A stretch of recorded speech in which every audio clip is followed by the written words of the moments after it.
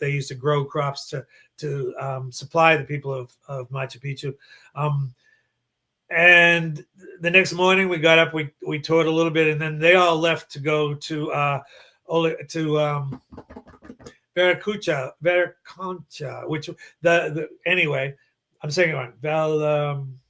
Vala something, which was the last stand of the Incas. I couldn't leave. I felt so connected.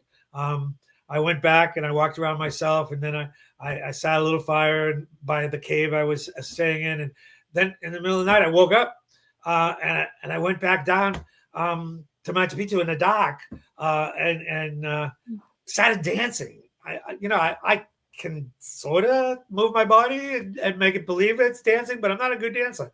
But I was dancing so fluidly. It was amazing. And I was singing songs in a language I didn't know. Later turned out it was Quechua. And I ran all around from one spot of Machu Picchu to another and felt the energies. Eventually, I went back to my cave as the sun was coming up and fell asleep. And I started having dreams of the Inca gods and goddesses and the high Incas, the Sapa Incas. And they told me that I had lived in a past life in the Inca Empire, that I had even been friends with Pachacute, one of the most important high Incas, and that I had given my life with an agreement that I would return in another life to help bring forth the lost knowledge of the Incas. When I woke up in the morning, I said, "No, you got the wrong boy. I'm just a college student from Boston. I can't even say my R's right. I am not a past Inca that's come to be the chosen one to pass the knowledge of the Incas on." There was a series of me going down. I actually climbed the mountain right besides Machu Picchu, Huayna Picchu, which in the dark, which is hard. It's a good trail in the light, but and danced at the top of the peak. I had all sorts of visions and dreams.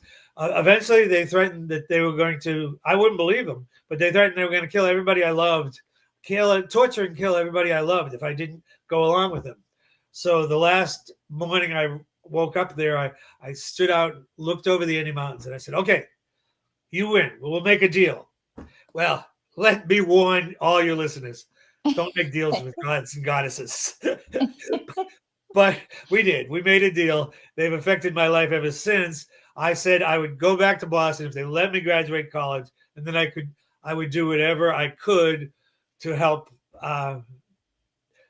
bring forth the lost knowledge. Well, I did a lot of time researching in the libraries, and there's been so much lost. The Inca Empire was so un-Western in all of its ways. And eventually I wrote the book, The Secrets of the Ancient Incas, and adopted my children from Peru and spoke on stages from Vancouver to Santa Fe about